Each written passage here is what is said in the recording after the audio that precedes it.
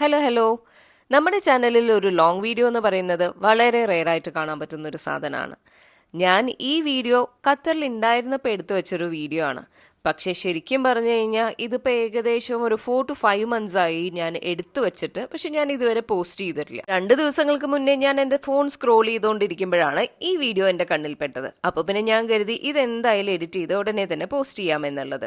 ഞാനിവിടെ ഉണ്ടാക്കിയെടുക്കുന്ന ഒരു പെൻസിൽ ഹോൾഡറാണ്. നമ്മുടെ വീട്ടിലൊക്കെ കാണുന്ന വളരെ സിമ്പിൾ ആയിട്ടുള്ള ഐറ്റംസ് യൂസ് ചെയ്തിട്ട് വളരെ ബ്യൂട്ടിഫുൾ ആയിട്ടുള്ള ഒരു പെൻസിൽ ഹോൾഡറാണ് ഇന്ന് ഉണ്ടാക്കിയെടുക്കുന്നത്. നമ്മുടെ പെൻസിൽ ബോക്സിന്റെ ബേസ് ആയിട്ട് യൂസ് ചെയ്തിട്ടുള്ളത് ഞാനൊരു സ്വീറ്റ് ബോക്സിന്റെ മൂടിയാണ്. അതുപോലെ തന്നെ അതിന്റെ ഹോൾഡേഴ്സ് ആയിട്ട് യൂസ് ചെയ്യുന്നത് ഞാൻ ടിഷ്യൂ പേപ്പർ റോളും ആണ്. ബേസ് ആയിട്ട് യൂസ് ചെയ്തിട്ടുള്ള ഒരു പഴയ ബോക്സിന്റെ മൂടി ആയതുകൊണ്ട് തന്നെ അത് അത്ര വലിയ പെർഫെക്റ്റ് കണ്ടീഷനിലായിരുന്നില്ല. അതുകൊണ്ട് ഞാൻ അതൊരു ഫോം പേപ്പർ യൂസ് ചെയ്തിട്ട് കവർ ചെയ്തെടുത്തിട്ടുണ്ട് ആദ്യം.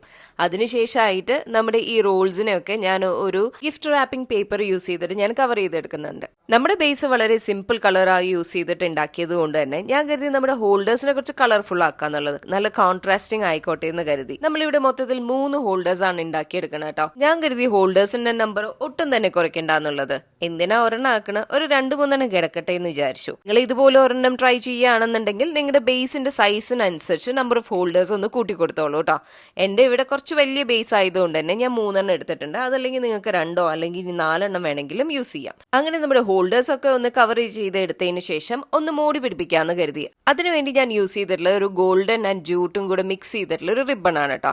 ഈ റിബൺ ഇതുപോലെ നമ്മുടെ ഹോൾഡേഴ്സിന്റെ ബോർഡറിൽ ഒന്ന് സെറ്റ് ചെയ്ത് കൊടുക്കുമ്പോഴത്തേനും നമ്മുടെ ഹോൾഡേഴ്സിന്റെ ലുക്ക് തന്നെ മാറിപ്പോകും. ഞാൻ ആദ്യം കരുതിയത് ഒരു വാഷി ടൈപ്പ് യൂസ് ചെയ്യാം എന്നുള്ളതായിരുന്നു. പക്ഷെ പിന്നീട് നമ്മുടെ ബേസ് ബ്രൗൺ ആയതുകൊണ്ട് തന്നെ ഞാൻ ഈ ജൂട്ടാണ് പ്രിഫർ ചെയ്തത്. ഇത്രയും ചെയ്തപ്പോഴത്തേനും നമ്മുടെ ഹോൾഡറും ബേസും റെഡി ആയിട്ടുണ്ട്. ഇനി നമുക്ക് ഫിക്സ് ചെയ്യുന്നതാണ് നമ്മുടെ നെക്സ്റ്റ് ടാസ്ക് എന്ന് പറയുന്നത്.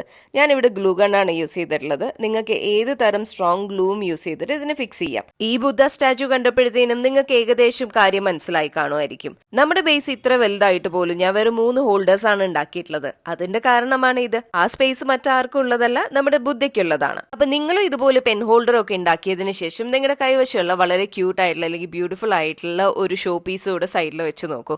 ഈ പെൻ ഹോൾഡറിലെ ലുക്ക് തന്നെ മാറിപ്പോവും. അപ്പൊ എങ്ങനെയുണ്ട് സാധനം? പൊളിയല്ലേ? നിങ്ങൾക്ക് ഇത് ഇഷ്ടമായിട്ടുണ്ടെങ്കിൽ ലൈക്ക് ചെയ്യാനും കമന്റ് ചെയ്യാനും പിന്നെ സബ്സ്ക്രൈബ് ചെയ്യാനും മറക്കണ്ട. പിന്നെ സാധനം ഇത്ര സിമ്പിളും അടിപൊളിയും ആയതുകൊണ്ട് നിങ്ങൾ എല്ലാവരും ട്രൈ ചെയ്ത് നോക്കുകയും വേണം.